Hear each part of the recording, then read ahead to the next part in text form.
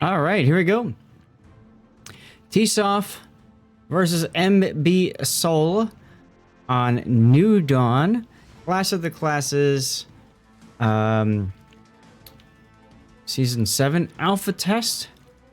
And TSIOF, let's take a look at their lineup. They have a Mines at tier 8.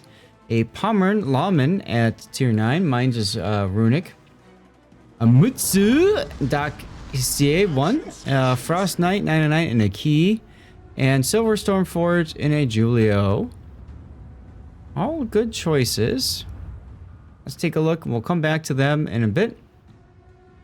Remember, this was Axis versus Axis.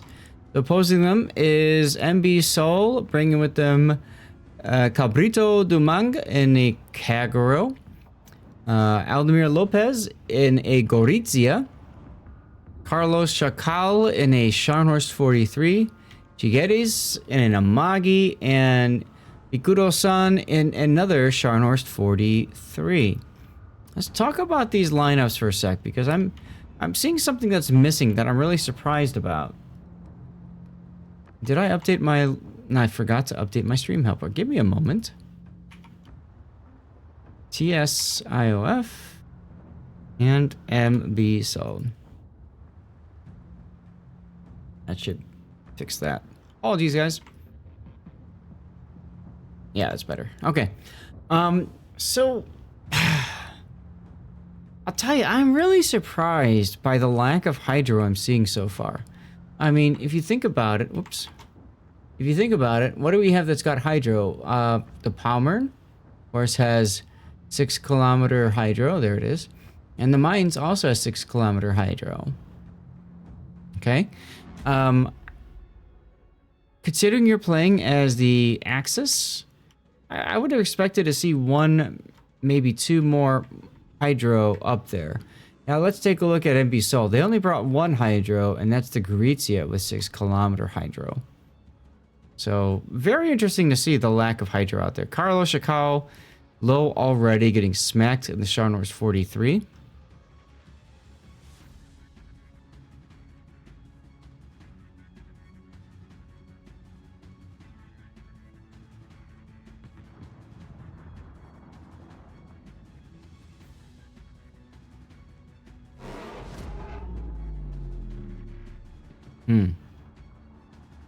Chinko, thank you. I did catch it in time-ish. But anyways, so the Kagero for MBSUL does go into the B cap and grab it early. Doc see it, and the Mutsu gets just absolutely smacked by that Amagi. And now is forced to do a game return in front of two Scharnhorst 43s. Which, frankly, their guns aren't the biggest of threat. They're still gonna hurt, though. Ocean Man. Woof. Another big hit there.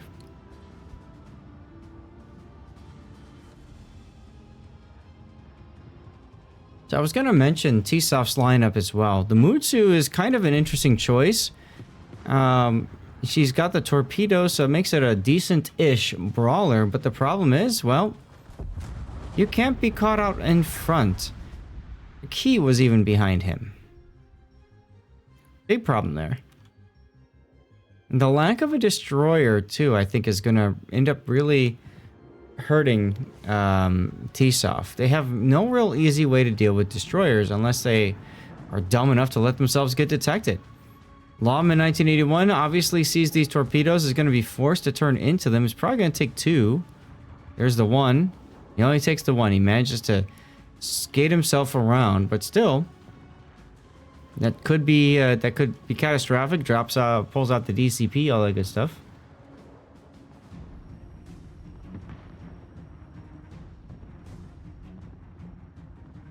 Runic now forced to flee from the Amagi and all that. He's continuing to shoot with the mines. I mean, it's a really fantastic ship for DPM and stuff, but I kind of feel like in this tournament, probably not the optimal choice.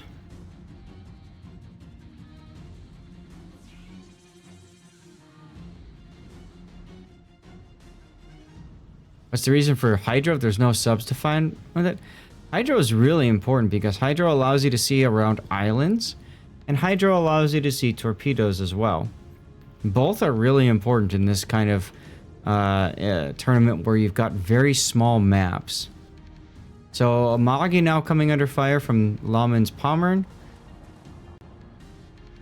And also Runik's Mines.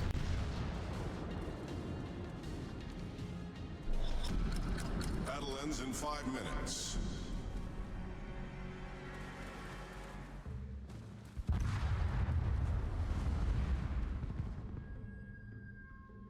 And we now have ship parity.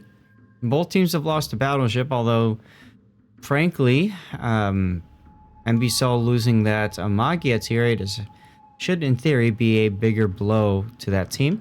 Actually, they might lose a second one here, as Carlos Chacal in the 43 is extremely low. There he goes.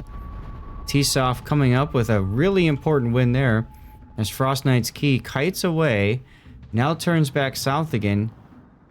Silverstorm doing a nice job of basically just shooting opportunity targets and not getting himself shot at as well. That's huge.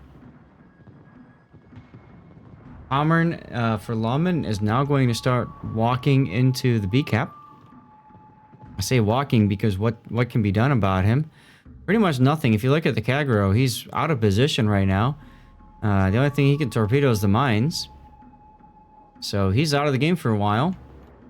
That leaves the Gorizia and Scharnhorst 43 to try to win the game from MBSUL. I'll tell you, it started off looking really good for MBSUL, and now, nope, not so much.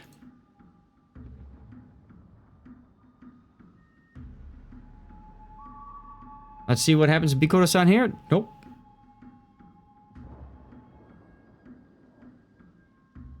What's up, Bokako?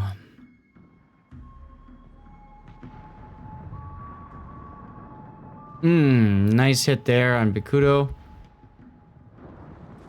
Shots from response into the key. Nothing. Dead. Sharn 43 right here. Right. Oh, no. Torpedoes miss. Secondaries don't seem to be penetrating. So Frost Knight has to get another reload in. Nope, he does. His secondary does hit start of fire. It ticks once, and that was enough to kill the 43. Alright, so now what's left? MBSUL has a Gorizia that is currently making Inky, and a Kagero that's trying desperately to catch up to the Pommern. Pommern doing a very smart decision here, going behind this little island at B that will block all the torpedoes meant for his hull. Whoops. Always go behind islands, not in front of them, if you can help it. Now, as you can see, Cabrito is using the main torpedo reload booster. So he does have another rack of torpedoes coming. Will Lawman see these in time? I don't think he's got Hydro on.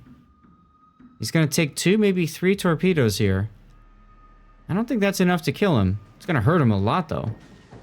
Yep, not enough to kill him.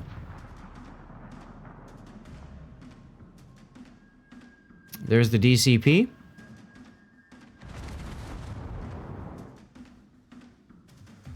And, yeah, that Gorizia is in trouble.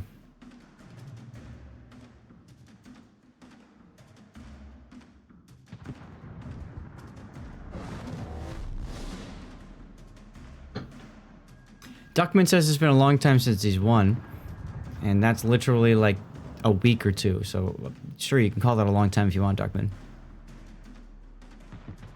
3k health left on the Gorizia. And then it's just the Kagero that's left. Runik thinks that the Kagero is heading in that direction based off the torpedoes that he spotted. He might also have radial location. That's an unknown. 1,000 hit points of damage left for the Gorizia. He should be dead momentarily. I'm guessing the key.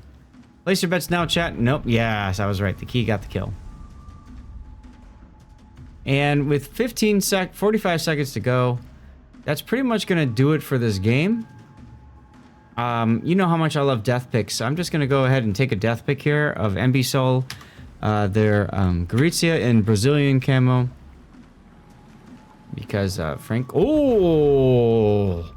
Oh, nice kill there. On the mines. Impressive. MBSUL's Kagero doing a fantastic job of just hitting those torpedoes. It's not going to be enough to win the game. But it looks hella cool, doesn't it? Let's see if these torpedoes are going to hit. Nothing. No, nothing. Okay. And there we go. So I do actually have another position for a death pick here.